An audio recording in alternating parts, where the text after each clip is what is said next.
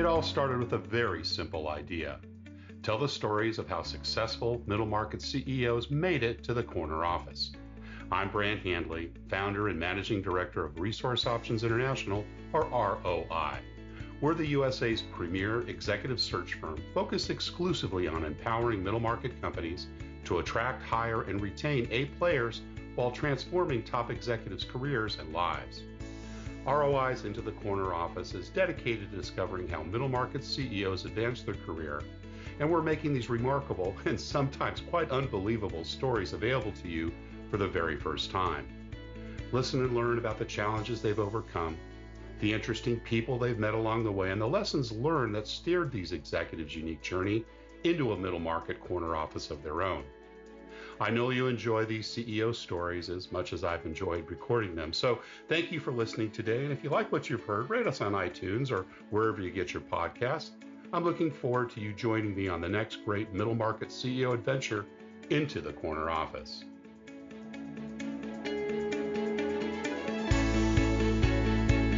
My guest today is Tom Ryan, CEO and founder of Bigley Sales. Tom is a visionary leader transforming business communications with innovative AI solutions. With a background in staffing and executive experience at Workbeast, another company he co-founded, was CEO and then sold to his partners, Tom identified the need for more efficient processes and founded Bigley Sales in 2020.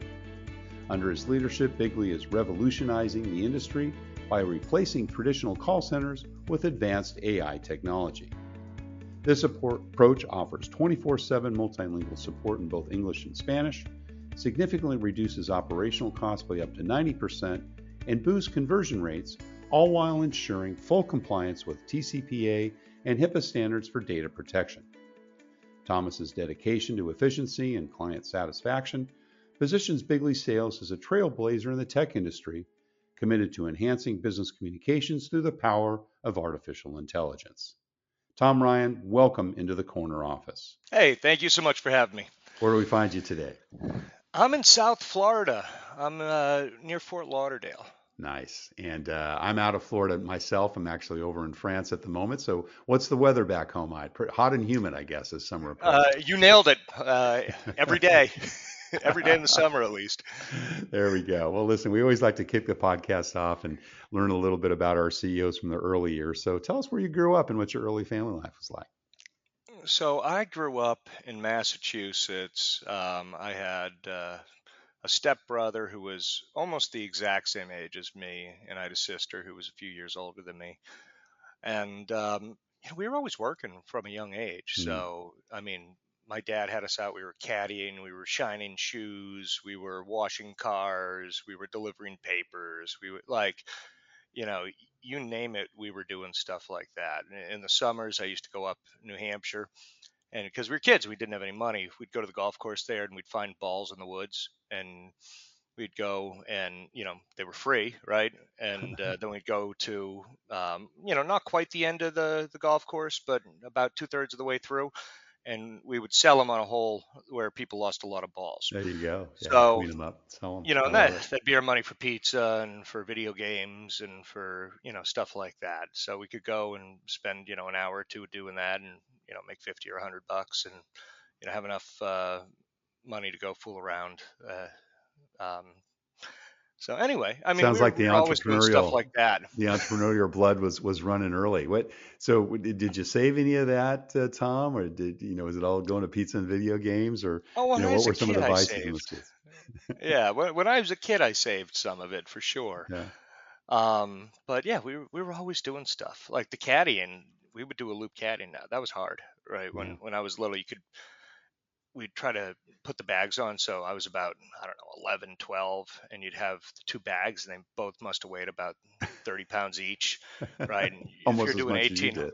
Yeah. yeah, and I was 100, 10 pounds or something. If you're going and doing 18 holes, that's a workout right there. Yeah. Yeah. What did So, mom and dad do? What were their jobs or careers? so both of my parents were actually in the staffing industry, which is how I Okay. got into the staffing industry. Yeah. Great industry to be in, as I know, and as you've had experience. Want to hear about that. And did you work in staffing at all with them later on in life, or I was that? did. I Yeah. started working at my father's company when I was about 14. And, I was making copies. I was in the Sure. mailroom, taking faxes to people's desks, stuff like that. Right.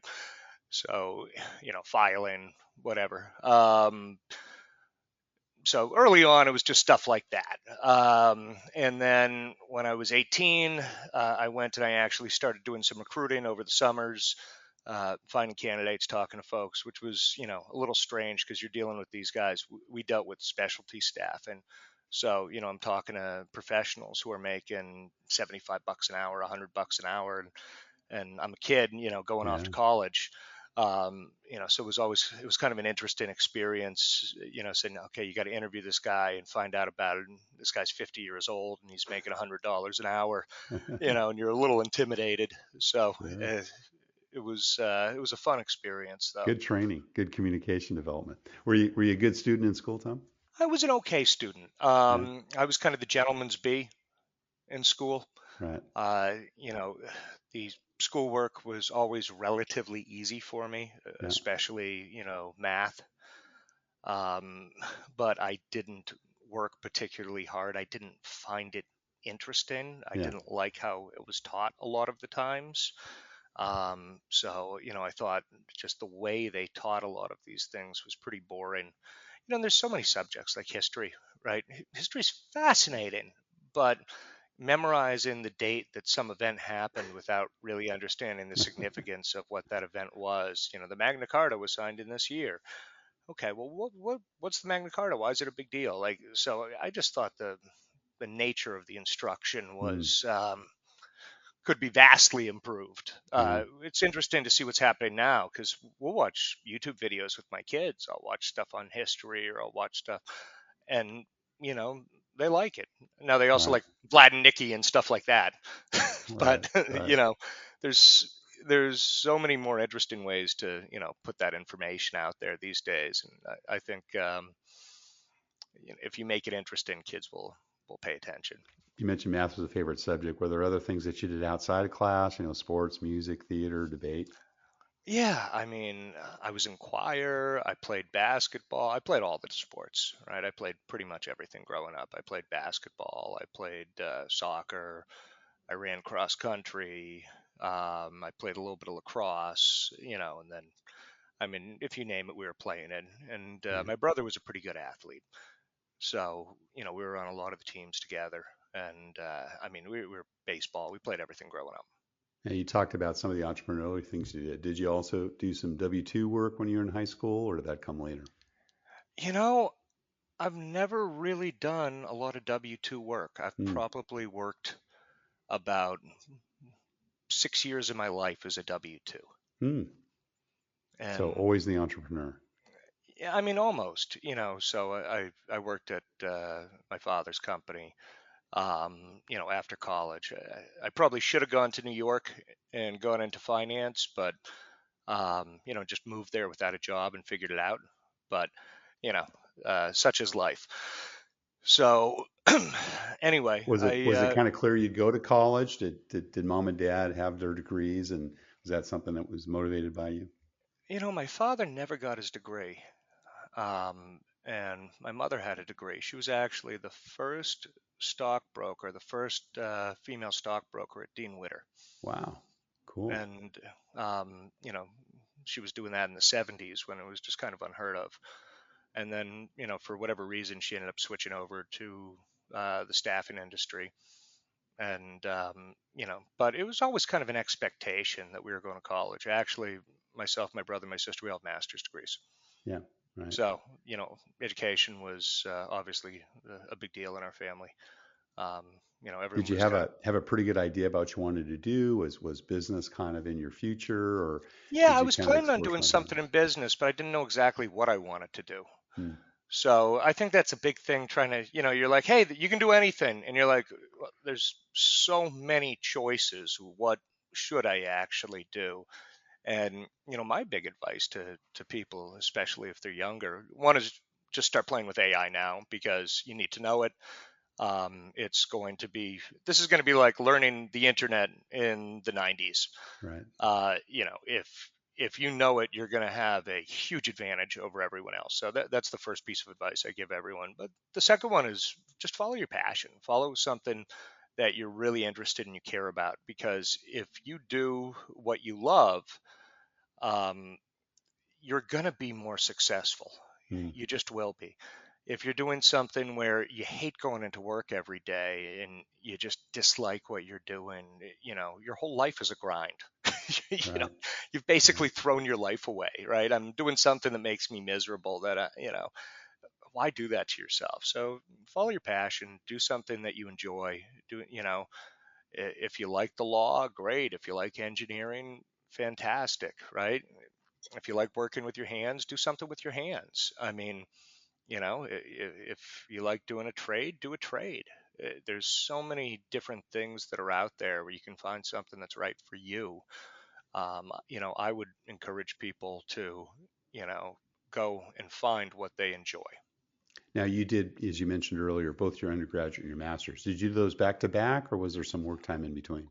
No, I went off and I worked for 5 years in between. I actually worked in the staffing industry in between. So that So, first job was going to work for dad, or were you yep, working in another staffing company? Okay. What yeah. did he bring you in to do coming out of college? So I was doing sales over Hmm. there. I was working at a company called Oxford Global Resources. Oxford uh, ended up getting bought by On Assignment, which is, I believe, the second largest publicly traded specialty staffing company in the Hmm. U.S. So, I worked there for a number of years doing sales and, was always right around that President's Club level, make it or just below. Um, so out of the 200 or so sales guys, I was always, in that top 10% or so. And it was a very competitive environment. It was when you work in a place like that, um, you're less worried about the guys outside at competitors, and you're more worried about the four guys at the desk around you that are just killers. So. Right, right. And did you have any leadership responsibilities in that first job, or were you more of an individual contributor from a sales standpoint? Well, I started out as an individual contributor, right, Yeah, and then worked my way up into a leadership role. And I was running a sales team. I was running the IT group down in Florida. Um, and we were doing, I don't know, 10 million a year or something like that in revenues. And then I left. I went off to grad school, and I started a couple of businesses while I was in grad school. what Um, made you decide to go back to grad school? Um, I really wanted a career change, is what it came down to. Yeah, I said, I was doing this because it was kind of, a family thing, and I went down this path, and I wanted to kind of plot my own course in life. yeah. So I started an investment fund. That was fun. We had some good months, we had some bad months. I ended up shutting that down. I missed the turn, right, when the market, did a moonshot coming out of 2009. I kind of missed it.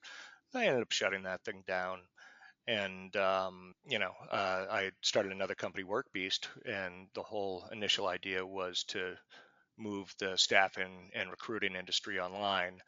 And we were going after very large types of businesses. We were going after a lot of SAP type work, which I don't know if you're too familiar with that, but SAP is um, an enterprise resource planning system.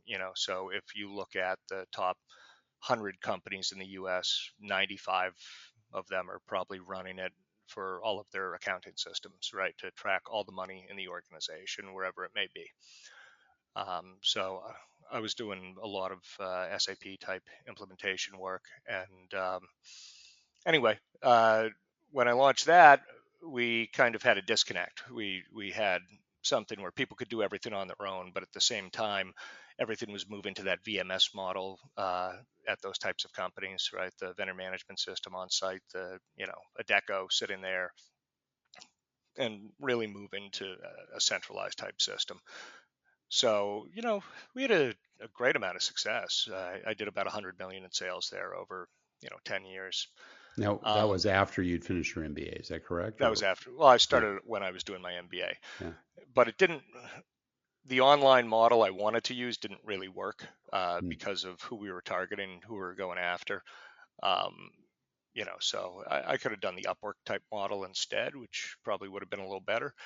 But what we were trying to do is everything on a referral basis, and it just didn't work for that type of company with their procurement process. So we went to a more traditional type staffing model, using a lot of technology. And what we did, we built all of our own tools internally. We built our own tools for searching resumes. We built our tools for outreach, and where most of the success came from was the ability to go into our CRM system that we'd built, filter the candidate pool from a million people down to 100 or 200, and be able to click one button and email everyone in that talent pool, Mm.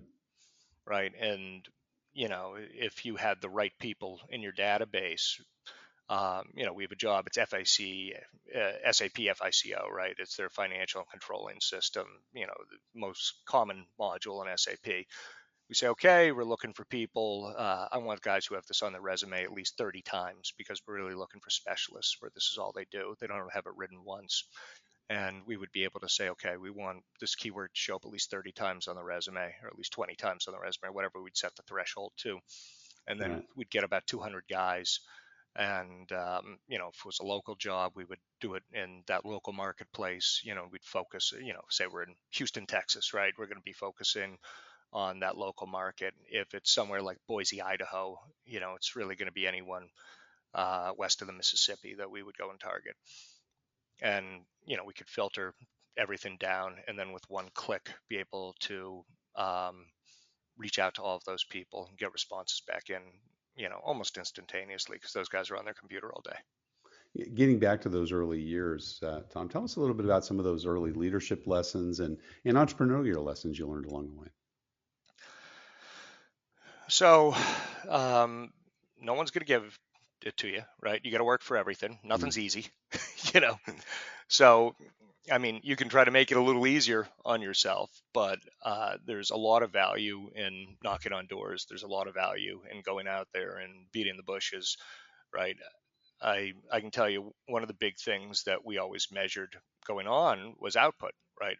Um, they said we can teach someone who is working, but we can't teach someone who doesn't want to do any work.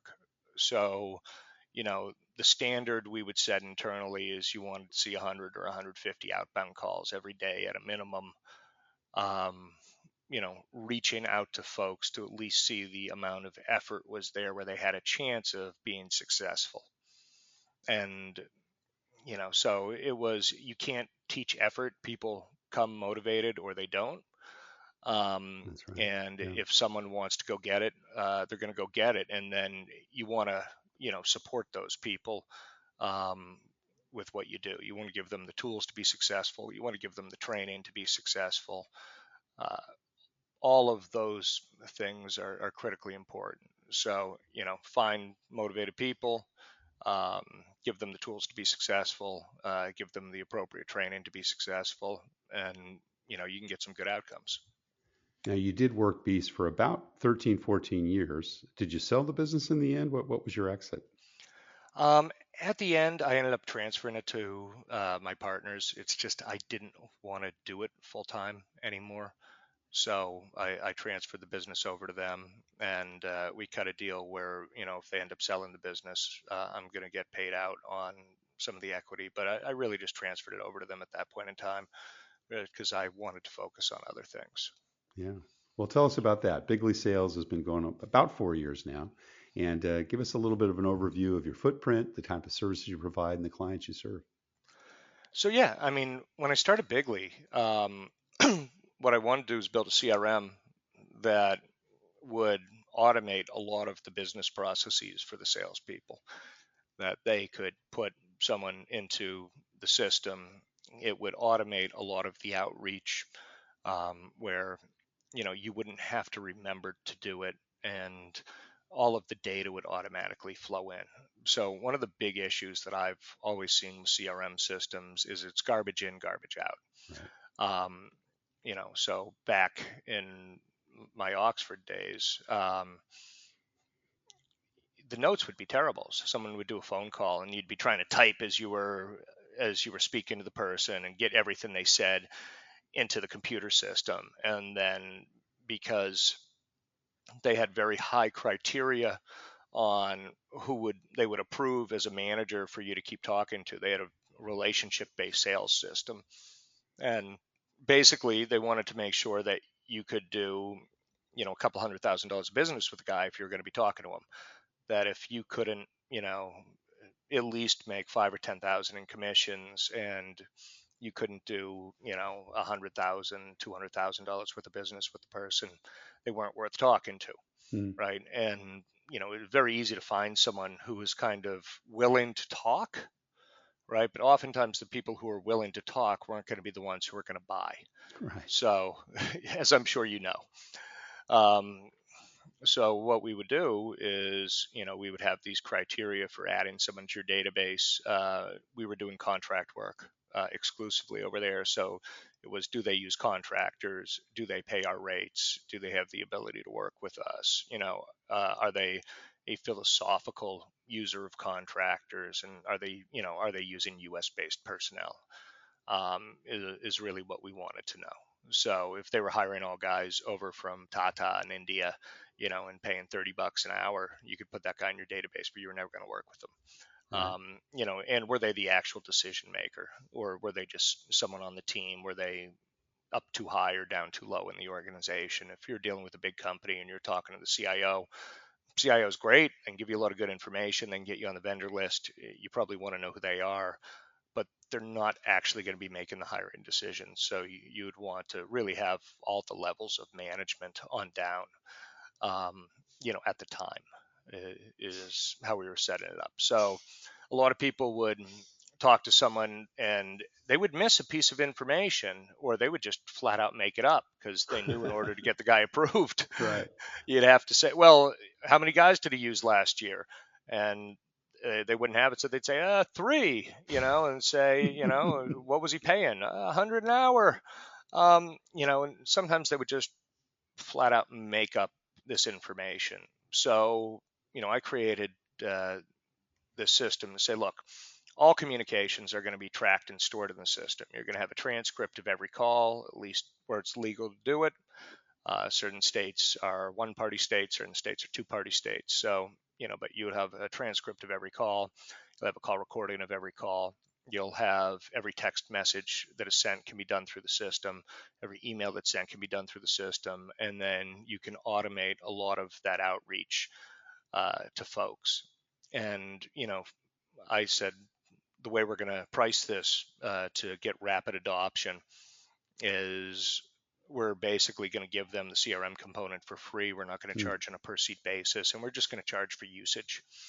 And surprisingly, to me at least, a lot of companies just weren't that interested, particularly the small businesses who I thought would want something like this, that they could just automate a lot of the things in their life, um, and have a lot less busy work to do by putting something like this in. A lot of the very small companies, the onesie twosie, type places, just didn't really see the need for it. I said, look, we can keep track of all this on our own. The bigger companies, a lot of them already had something in place. They were using a go high level. They were using a Salesforce or a HubSpot and had spent a huge amount of time and money implementing it. So we found that what a lot of people wanted was the automation tool that we had, the ability to send out a bunch of text messages, the ability to send out 10,000 emails with a click, the ability to send 10,000 text messages with a click. That they saw a lot of value in that, but not as much value in this as a CRM type product. Mm. Which, yeah, well, CRM's pretty mature. CRM's Yeah. pretty mature. So I think at this point, the people who want it have it, and the people who don't want it don't have it. Right. How many people on your team now, and what's the geography you serve and the client base? Well, right now we have 25 people, and we're focused on the U.S. Uh-huh. Got it. And is it mostly middle market enterprise customers, or who do you? Yeah, So initially, I was doing something where it was, hey, we're going to basically give it away for free and just charge for usage for small companies. And now we're targeting, giant companies, and charging an implementation fee and having, monthly minimums that are, you know, over $1,000 Yeah. um, for someone to come on board. So the model has changed totally, totally and completely the opposite of what we'd initially set up. The people who can really benefit from our call center software are those with larger call centers. Yeah. So all of these tools we had built out, we're pretty much the only platform I know that's integrating both voice and SMS for doing outreach. We have it set up where you can have a lead that comes in from Facebook or from Google or from TikTok or wherever, and we can go uh, get a trusted form or a Janaya certification to make sure that lead is TCPA compliant. We'll save that information for you. We'll then go and we also have a CMS that we allow people to drop landing pages where you can create a landing page in a couple of minutes using the AI. It'll pick pictures for you. It'll write the content for you. You can switch out your keywords. You can rewrite it if you want. But it'll give you a base product that looks pretty darn good in a couple of minutes.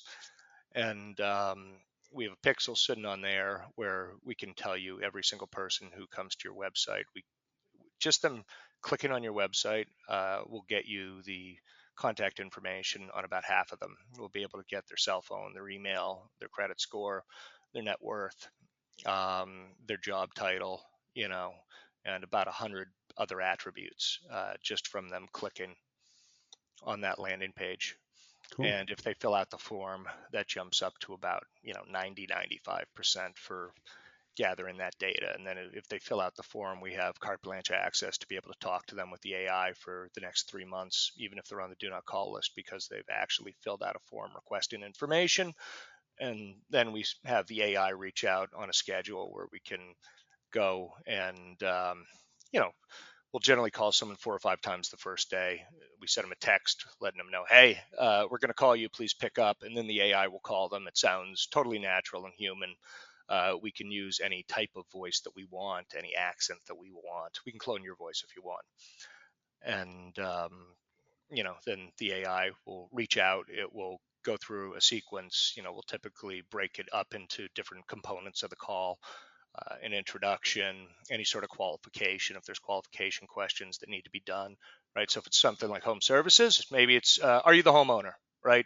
Right. If we're talking ACA, it's, do you make over $50,000 a year, right? So we can qualify that person. We can, make sure that they're a valid lead.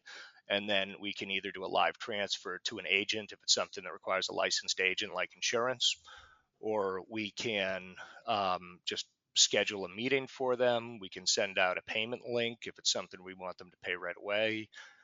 We can solicit donations. We actually are going to be working with a really big political campaign here over the next couple of months, which I'm really excited about. Um, and basically program it to do whatever we want. So we break Super the call cool. down into different components. And, right now we're still a few weeks to get someone implemented, but I think over the next few months, we'll get that down to, an hour to do the implementation for someone. AI is a brave new world. How has your leadership style evolved over time, particularly with all these new tools that you have? So I used to think that, where I grew up, you need everyone in an office, right? Hmm. Everyone needs to be in an office. My whole team's remote now. And maybe we'll have a little office around where I live here, just for some of the logistical stuff. But you know, I think that the people who feel that everyone needs to be in an office, they either aren't using the right tools or there's a problem with their management. That Hmm. it's pretty easy to set criteria for people to follow and then to track if they're following them. And if you have to baby someone and look over their shoulder all day, they're probably not the right person for the job, Right. is my thought on it. So What I try to do is hire specialists for specialty roles. I think good hiring is probably the crux of everything.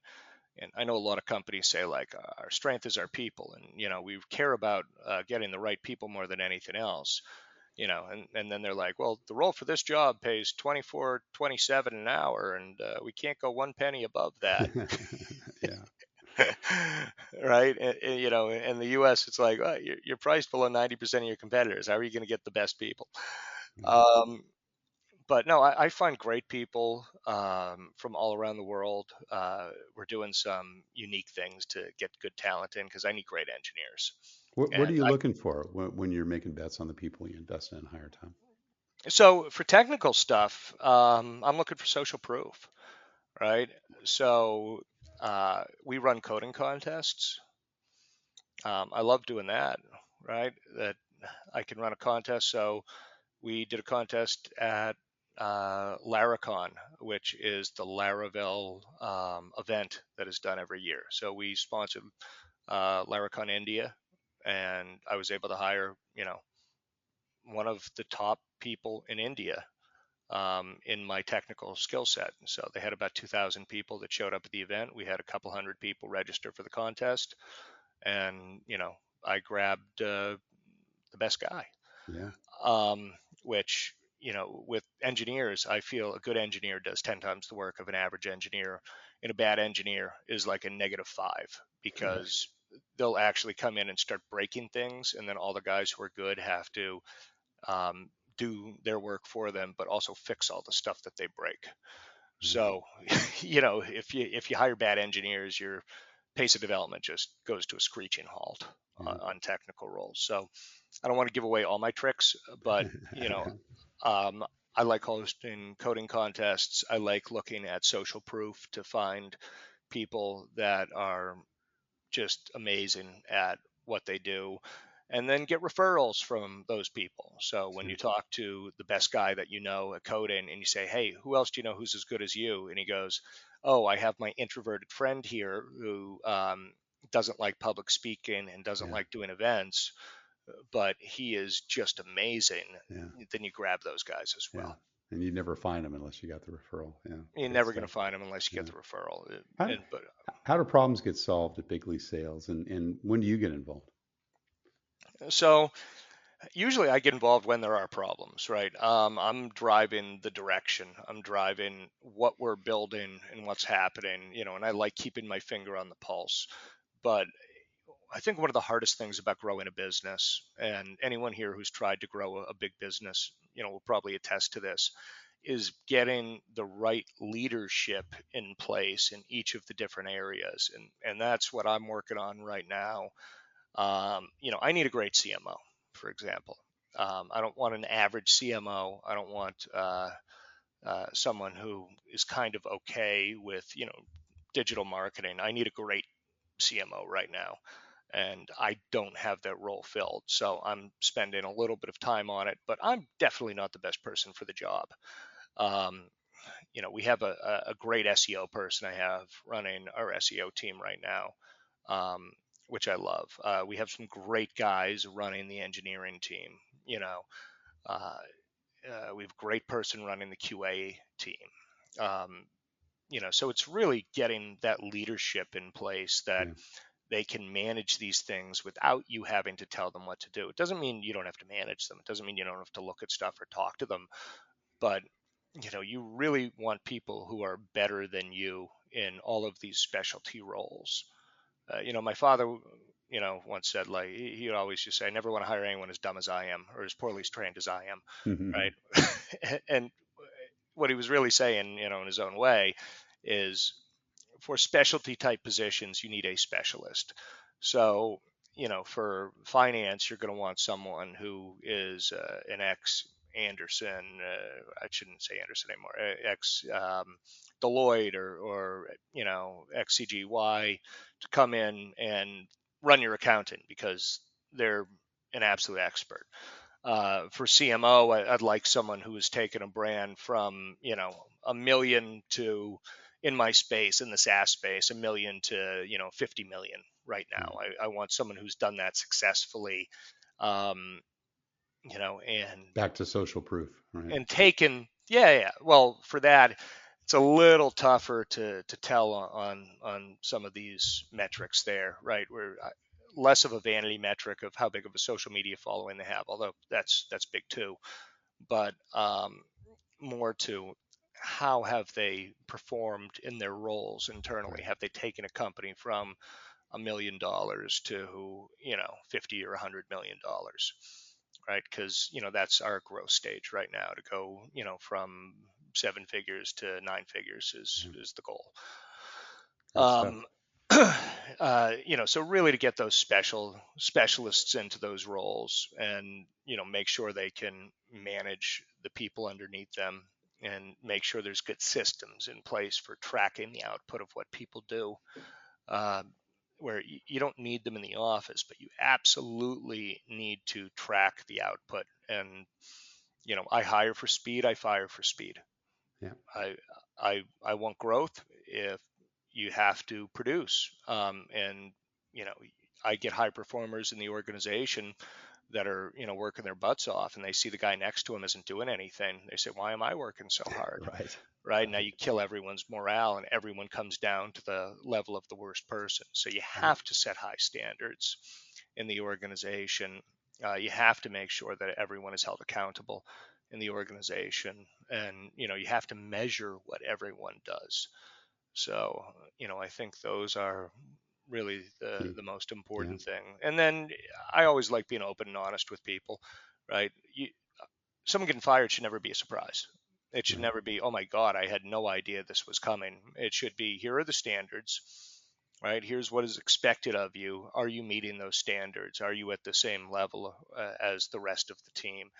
And if someone isn't meeting those standards, whatever they may be, you should have a conversation with them. Say, hey, this is the standards that we set out. They're not being met right now. We need the performance to come up to these standard levels. Yeah. That's And phenomenal. either Yeah. the performance comes up and they work themselves into the role successfully, or the standards don't and they work themselves out of the job. Yeah. Well, Tom, we're just about out of time. I did have one last question, though. We ask this all of our CEO guests. You've touched on it a little bit, but I'd love to phrase it a little bit differently. And that's, what kind of career and life advice would you give to someone who has their own eyes set on a corner office someday, or to be an entrepreneur like yourself and set their own business up and be successful at So if you're in a big company, the last thing you want to do is put your head down and go unnoticed. You want to make sure that you are stepping up. If you're in a classroom, right, the teacher's going to notice who's participating in that class. You want to be participating. You don't want to try to take over every meeting, talk over your boss. But when someone is coming in there, you want to help your boss out. You want to volunteer to do things. You want your voice to be heard. You want them to know who you are. When Tom Brady came on to the Patriots, I love this story. He walked over to the owner and said, drafting me was the best move you've ever made. He wanted the owner to know who he was. He wanted to make his voice heard, right? So, that's the same sort of thing in organizations. You want the upper management to know who you are. You want them to know you're an up and comer, and then you want to work hard on that. The advice I would give everyone is, if you haven't started using AI, start using it today. Hmm. Um, this is what I'm telling kids in college. This is what I'm telling every young person that I know. Um, Start using these tools. Start playing around with these tools. Use them for whatever your job is. Next time you're asked to do something, go to AI and see if it can do it for you. Now, that doesn't mean you don't look at the work. It doesn't mean you just take whatever it spits out and turn it in. Um, but as a starting point, you can do things unbelievably fast using this technology. You can come up with graphics in, seconds or minutes. You can come up with writing in seconds or minutes. When we did that coding contest, I literally took a set of contest instructions that had been done by Google, and I went to ChatGPT and I said, take these instructions and remake them for a contest at Laracon, India. and here is what the role of the contest is. But I didn't know what the rules should be. I didn't want to hire a lawyer to go and do that. And lo and behold, I had something that was usable in about 5 minutes. And then I went back and said, hey, can you make this better? And it said, yes, I can. Here's all the different ways I can improve it. Right. And, then I proofread it and I changed a couple of things that needed to be changed. But something that would have taken me all day ended up taking me 20 minutes. Yeah. And with AI, everything is like that. There's tasks that are, if you're doing data collection, AI can do that, 100 or 1,000 times faster than you can do it by hand. If you're doing writing, it can do it 100 or 1,000 times faster. We would talk to these SEO agencies, and they're like, "We'll write you 8 great articles a month, and we're going to charge you $3,000." And we hired some people who were professional writers, and said, look, I want the AI to write the article and I want you to edit it. And now they're doing, 10, 20 articles a day, right? Because they're not having the AI do all the work, but they're having the AI supplement what they do. So now they're doing the work of 10 men. Great stuff. Yeah, I mean, with everything like that, any processes, if you're in a bigger organization, you can go and take a look at any manual processes that you're doing, and the AI can probably do them 90% cheaper, 95% cheaper, with less errors in a fraction of the time. Tom Ryan's the CEO and founder of Bigly Sales, the AI sales automation company, and we've heard a lot about AI today. Bigly's AI tools can provide ideal customer profiles, create personalized AI email and SMS campaigns, set up AI autoresponders based on any trigger event, and integrate with any CRM using their open API. Tom Ryan, thank you so much for sharing your journey into the corner office. Thank you for listening to Into the Corner Office with Brant Hanley. We hope you enjoyed hearing our guest CEO story as much as we did. If you want to hear more CEOs reveal their journey into the corner office, please subscribe via iTunes and tell your friends and colleagues. For more information about Brant, Resource Options International, and the mighty middle market, visit www.goforroi.com. We look forward to having you join us for our next episode.